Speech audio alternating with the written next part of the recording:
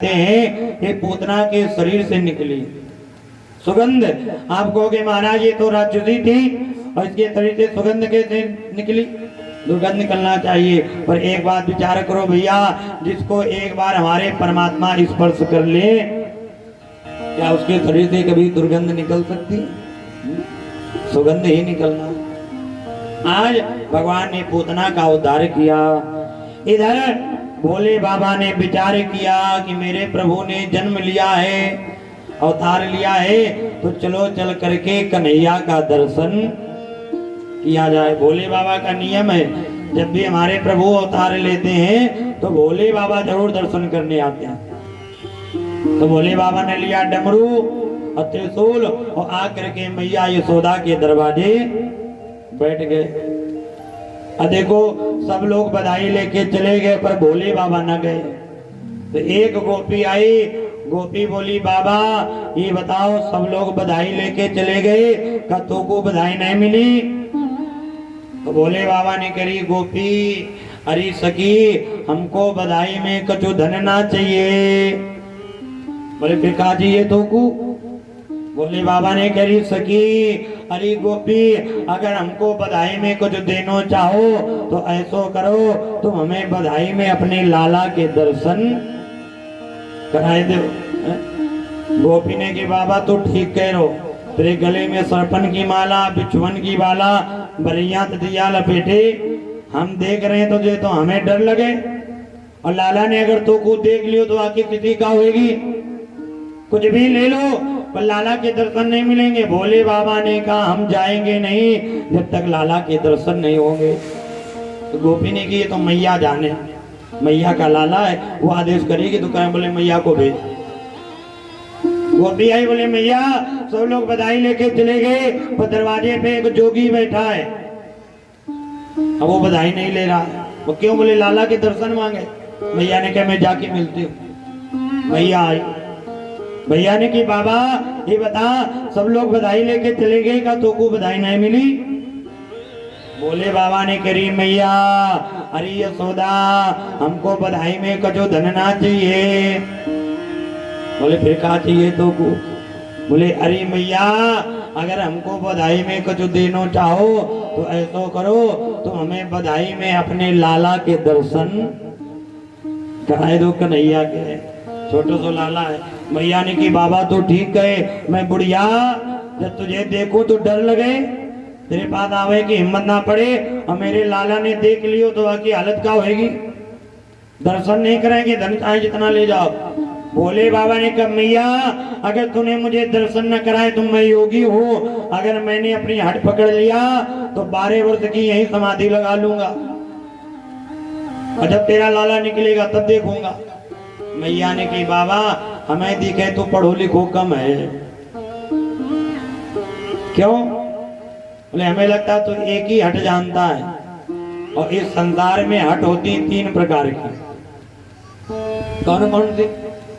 एक योगी हट, अगर योगी अपनी हट पकड़ ले तो अपनी बात मनवा करके रहते हैं।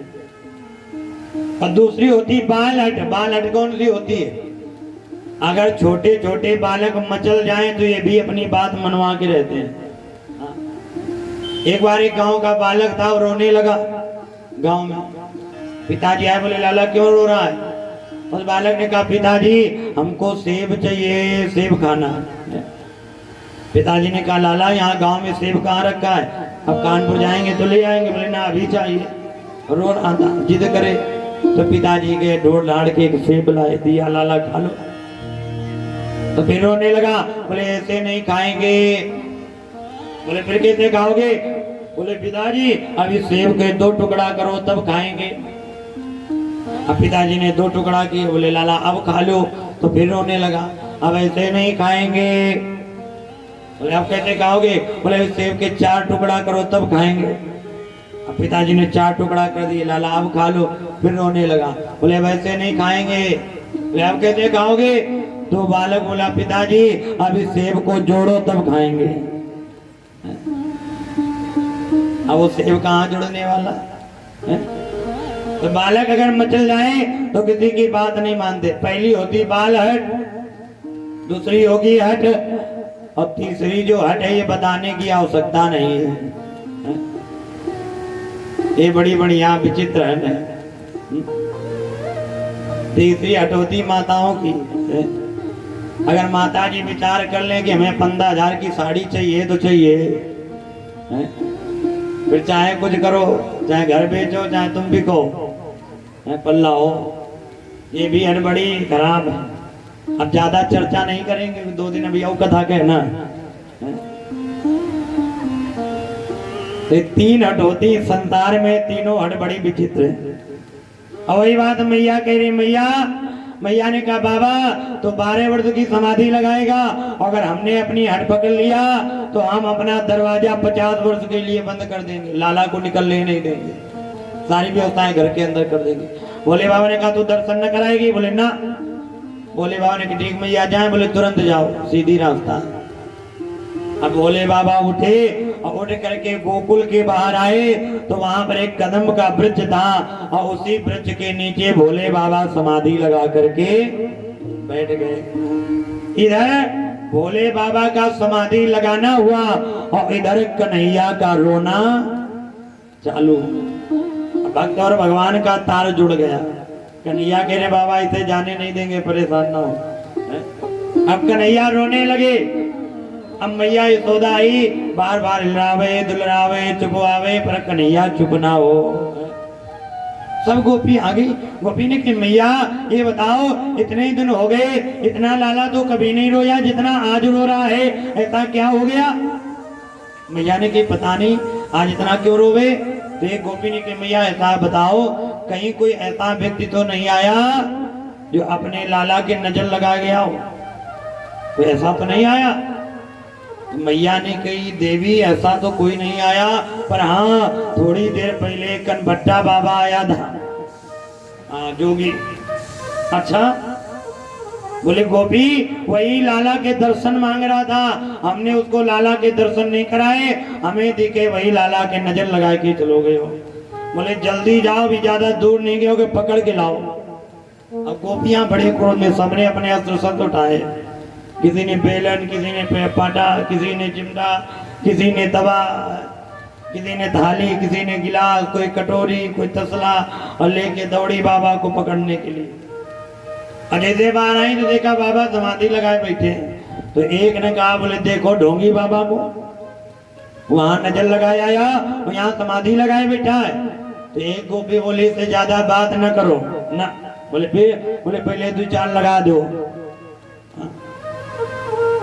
तब बात करो। एक गोपी आई और जैसे अस्त्र उठाए और जैसे मारने लगी, तब तक भोले बाबा ने देख लिया। भोले बाबा ने कहा रे गोपी हमें क्यों मार रही हो? गोपियों ने कहा अच्छा बाबा वहाँ हमारे लाला के नजर लगाया आया और यहाँ समाधि लगाए बैठा, जल्दी चलो हमारे लाला की नजर उतारो, आज पकड़ करके लाए।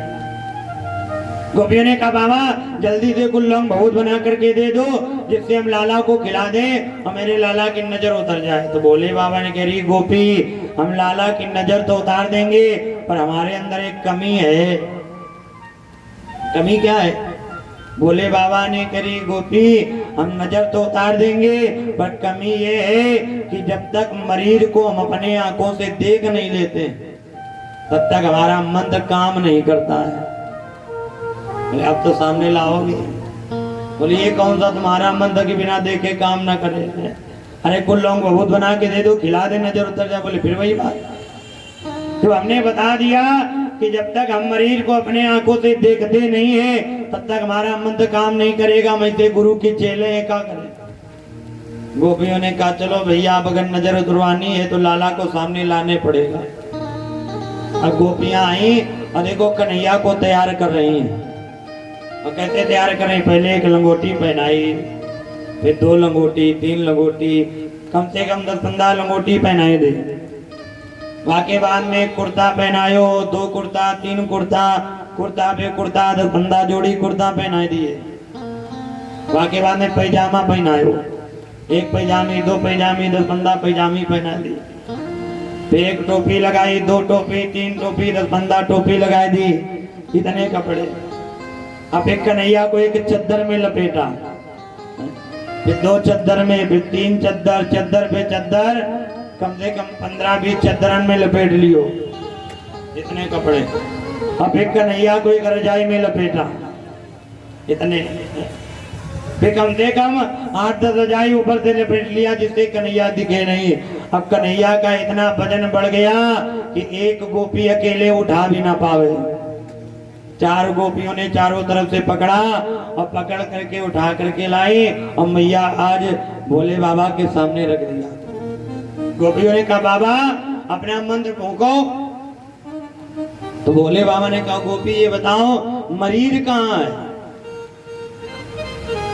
मरीज कहाँ है? गोपियों ने कहा बाबा मरीज यही के अंदर है। भोले बाबा ने कहा अच्छा।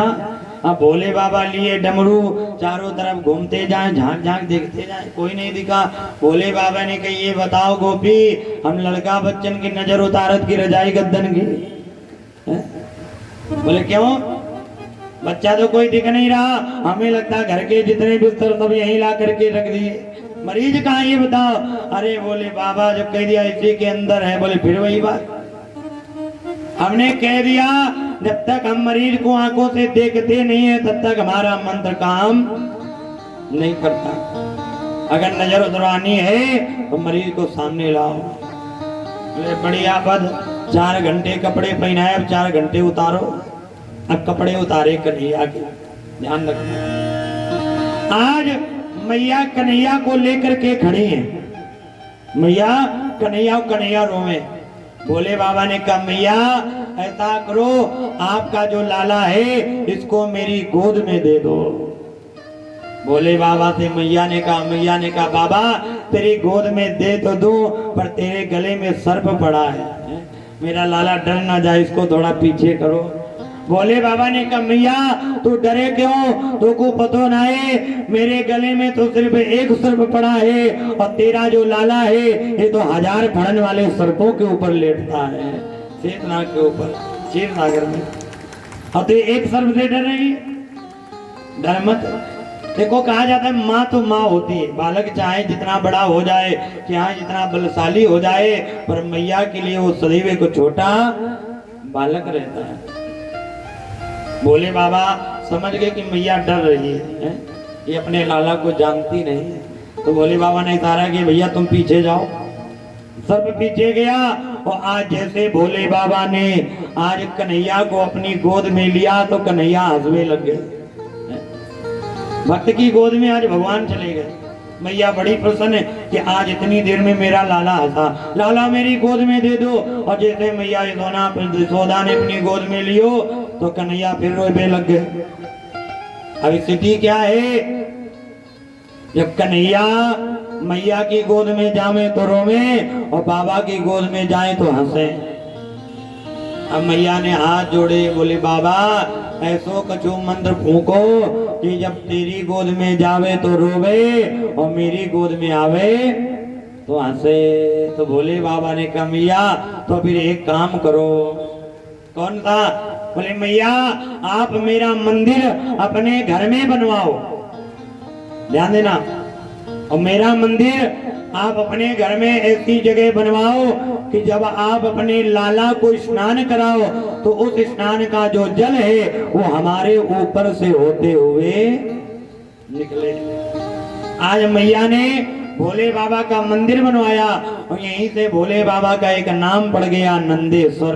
बोले नंदेश्वर महादेव की।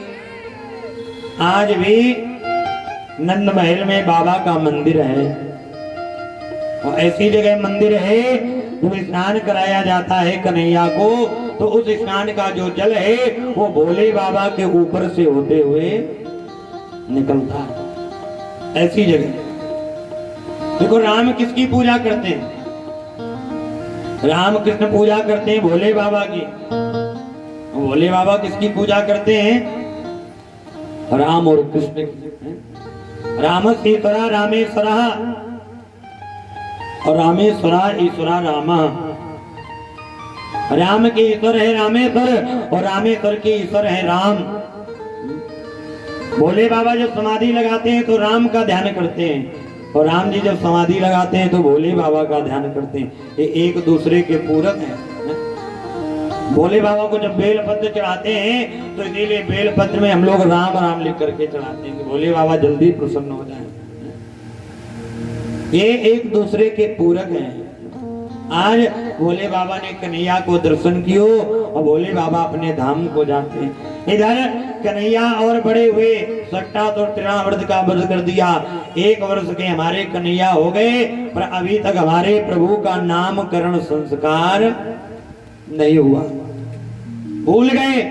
जब व्यक्ति ज्यादा खुशी होता है तो वो अपने काम भी भूल जाता है। नंद बाबा इतने प्रसन्न हो गए लाला की खुशी में कि नामकरण कराना भूल गए। एक दिन गर्गाचार्य जी घूमते घूमते आ गए, ध्यान रखना। और जैसे घूमते घूमते आए, गर्गाचार्य जी कौन है? गर्गा पुरोहितो राजन। गर्गाचार्य जी वसुदेव जी के आचार्य हैं। वसुदेव जी के, वसुदेव जी समझ गए मेरे लाला का टाइम नामकरण नहीं हुआ होगा है? तो आज वसुदेव जी ने ही गर्गाचार्य जी को गोकुल भेजा, क्योंकि मेरा बेटा है, जाओ मेरे बेटे का नामकरण करके आओ। जैसे गर्गाचार्य जी आए तो नंद बाबा ने हाथ जोड़े, पंडित जी कहाँ से आ रहे हैं, कहाँ जा रहे हैं? गर्गाचार्य जी ने कहा भैया हमारा तो काम ही यही है, कहीं विवाह कराना, तिलक कराना है, जनेऊ कराना और नामकरण कराना, यही कार्य है। हम तो कर्मकांडी ब्राह्मण हैं।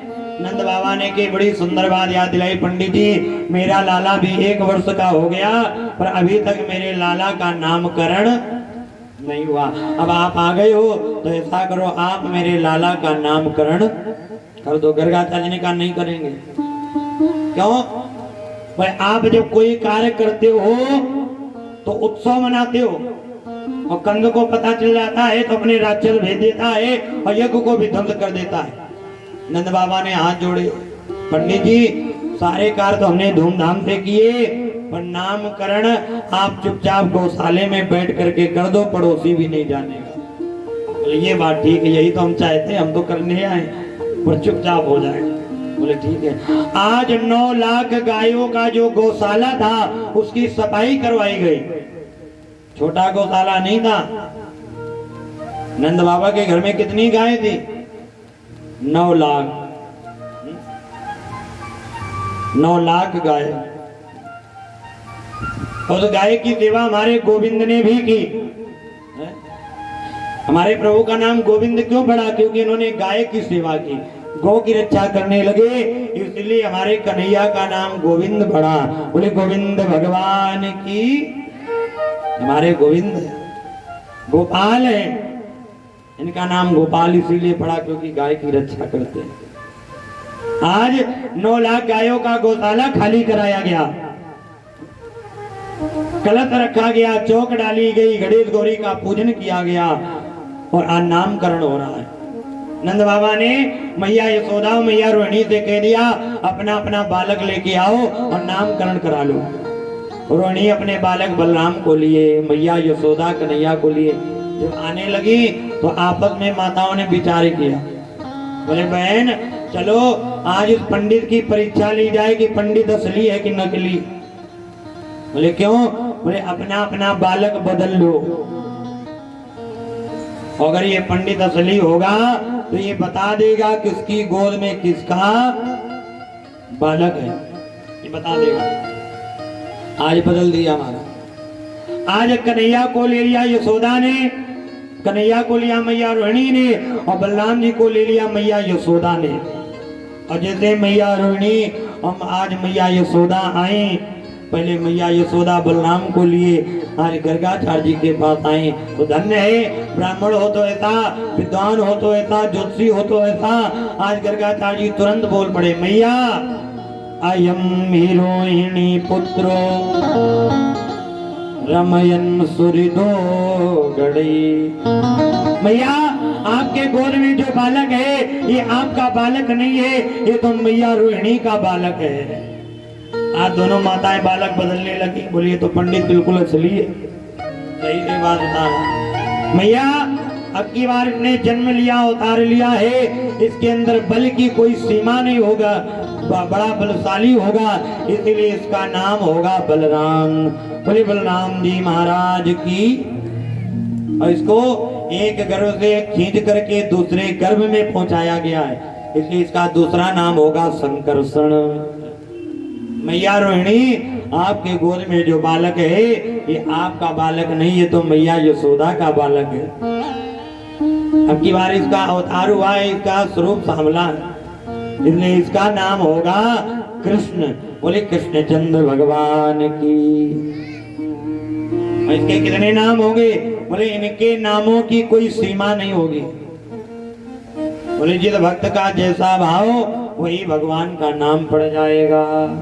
कैसे कैसे भगवान के नाम? कोई कहे गोविंद